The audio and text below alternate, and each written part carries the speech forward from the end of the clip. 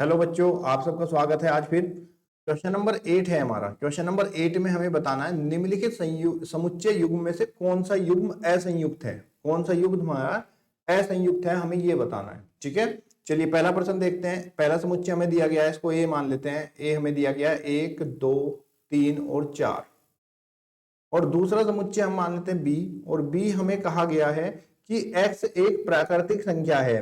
x एक प्राकृतिक संख्या है, लेकिन जो हमारी ये प्राकृतिक संख्या है इसमें x का मान 4 के बराबर या 4 से बड़ा है और 6 के बराबर और 6 से छोटा है। इसका मतलब ये जो हमने बी समुच्चय माना है, इसके अंदर के जो अवयव होंगे वो क्या क्या होंगे, 4 5 और 6। अब हमसे कहा गया है कि ये समुच्चय हमारा असंयुक्त है या नहीं है।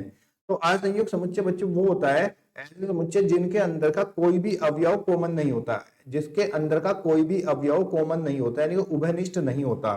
चलिए यहाँ देखते हैं, एक इसमें नहीं है, दो नहीं है, तीन नहीं है, लेकिन चार जो है वो उभयनिष्ठ है दोनों में। चार यहाँ भी है और चार यहाँ भी है। अब दोनों में अगर ये उभयनिष्ठ आ गया है तो हम कहेंगे ये हमारा असंयुक्त समुच्चय का असंयुक्त युग्म नहीं है। तो उसका आंसर हमारा नहीं हो जाएगा। दूसरा है हमारा ए ई आई ओ यू और सी डी ई एफ। तो यहां पर भी हमारा ई जो है वो दोनों में कॉमन है। ई अगर दोनों में कॉमन है तो ये भी युग्म हमारा असंयुक्त नहीं है। अगला एक्स एक्स एक समपूर्णांक है। यहां पे इसने कहा कि एक समपूर्णांक है। सम का मतलब ये है हमारा 2 4 6 8 डैश डैश डैश, और ये हमारा विषम है। विषम है 1 3 5 7 9 डैश डैश डैश। तो हमने इसमें देखा कि भाई इसमें तो सारे सारे सम है और इसमें सारे सारे विषम है, तो यानी कि इनके बीच में कोई भी अवयव कॉमन नहीं है, कोई भी यहाँ पे उभयनिष्ठ नहीं है, कोई भी अवयव इनमें उभयनिष्ठ नहीं है।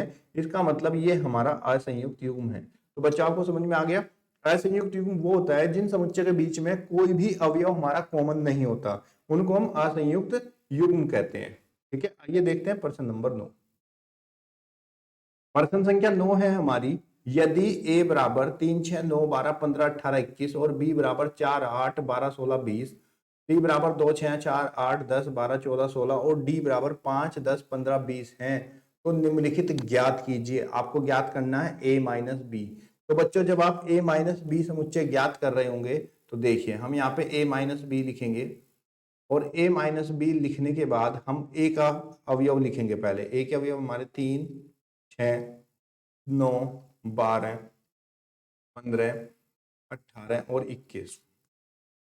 उसके बाद हम माइनस का निशान लगाएंगे बीच में, और फिर हम b के अवयव लिखेंगे। b के अवयव हमारे 4 8 12 16 और 20। ये हमारे b के अवयव हैं। ठीक है बच्चों, अब हमें इसमें a माइनस बी ज्ञात करना है। तो बच्चों जब हम a माइनस बी ज्ञात करते हैं तो पहले हम देखेंगे भाई दोनों में कौन से अवयव हमारे उभयनिष्ठ हैं। तो यहाँ पे हमारे उभयनिष्ठ क्या है, देखिए 4 इसमें नहीं है, 8 भी यहाँ पे नहीं है, 12 है। देखिए 12 उभयनिष्ठ है, 12 से 12 कट कर दीजिए।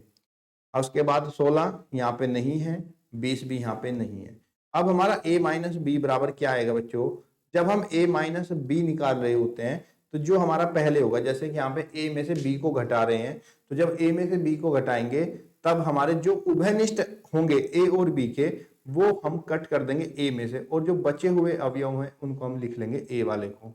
3 6 9 15 18 और 21, और ये हमारा a माइनस बी हो जाएगा। ठीक है बच्चों, समझ में आया। यानी कि जब हम दो समुच्चयों को आपस में घटाते हैं तो घटाते हुए जो भी हमारा पहला समुच्चय होता है, जो भी यहाँ पे पहला समुच्चय लिखा आता है, सिर्फ उसी के अवयव लिखने होते हैं, और इस वाले समुच्चय के अवयव हमें नहीं लिखने हैं। जैसे कि दूसरा सवाल आप समझिए, इससे आपको और अच्छे से समझ में आ जाएगा। ये आपको a माइनस सी ज्ञात करना है।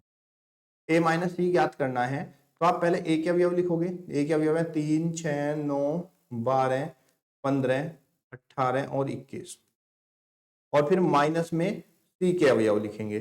c का अवयव है हमारा 2 4 6 8 10 12 14 और 16। ठीक है बच्चों, अब हमने यहाँ पे a के और c के अवयव लिख लिए। लिखने के बाद हमें क्या करना है, जो उभयनिष्ठ है उनको मार्क कर लीजिए। उभयनिष्ठ देखिए कौन कौन है, यहाँ पे 4 नहीं है, 6 ये है, ये हमारा उभयनिष्ठ है दोनों में। उसके बाद हमारा 8 भी नहीं है यहाँ पे, 10 भी नहीं है, 12 उभयनिष्ठ है दोनों में, और 14 और 16, और कोई भी उभयनिष्ठ नहीं है। अब जब हमें a माइनस सी करना है तो जो हमारे उभयनिष्ठ थे a में और c में, इन दोनों को नहीं लिखना है और सिर्फ a माइनस सी में अब हमें a के ही अवयव को लिखना है जो बचे हुए हैं, वो उभयनिष्ठ नहीं है। 3, 9, 15, 18 और 21। इस तरह से आप बच्चों ये सारे के सारे अवयव हम अपने निकाल सकते हैं सारे समुच्चय। जैसे कि b माइनस ए है, अगर आप b माइनस ए कर रहे हो तो a माइनस बी बराबर b माइनस ए नहीं होगा। अगर b माइनस ए कर रहे हैं तो यहाँ पे लिखेंगे हम b माइनस ए। तो इसके लिए क्या करना होगा आपको, पहले बच्चों b के अवयव लिखने हैं। b के अवयव हमारे 4, 8, 12, 16 और 20। ठीक है, और भाई माइनस लगा के फिर a के अवयव लिखने हैं। a के अवयव आपके हैं 3, 6, 9, 12, 15, 18 और 21। हमने b के और a के अवयव को लिख लिया यहाँ पे। अब b और a के अवयव लिखने के बाद हम देखते हैं इनमें कौन उभयनिष्ठ है, b में और a में। तो b और a में हमारा उभयनिष्ठ क्या क्या है, 12 उभयनिष्ठ है। सिर्फ 12 ही है एक जो हमारा दोनों में उभयनिष्ठ है। अब हम जब b माइनस ए लिखेंगे, अब हमारा पहले क्या है, b है, तो आपको यहाँ पे b के अवयव लिखने हैं सिर्फ, जो उभयनिष्ठ है उसको छोड़कर। 4, 8, 16, 20, और ये हमारा b माइनस ए हो जाएगा। उम्मीद कर रहा हूँ बच्चों आपको क्वेश्चन समझ में आ रहा होगा। इसी तरीके से बच्चों आप इसके जो बाकी हैं हमारे भाग 1 से लेकर 12, ये आप मुझे हल करके बताओगे कमेंट बॉक्स में, क्या क्वेश्चन समझ में आ गया कि नहीं आया।